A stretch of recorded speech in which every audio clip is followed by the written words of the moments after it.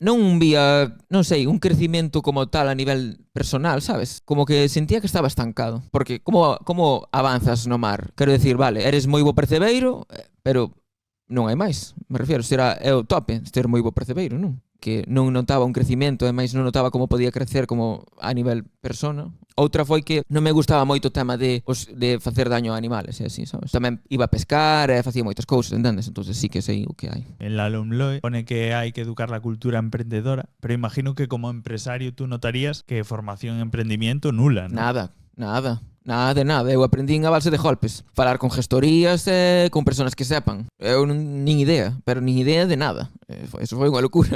¿Y cómo empezaste? Si alguien nos ve y quiere... Porque yo veo a muchos chavales en orientación profesional que dicen, claro, es que no, pues no sé hacer esto, no tengo formación en esto. Eu tuve a suerte de que o meu emprendimento non me supuso moito diñeiro. Estamos falando de que eu necesitín comprín un teléfono que gravara mellor, comprei uns focos, uns micros e eu xa empecín a facer vídeos.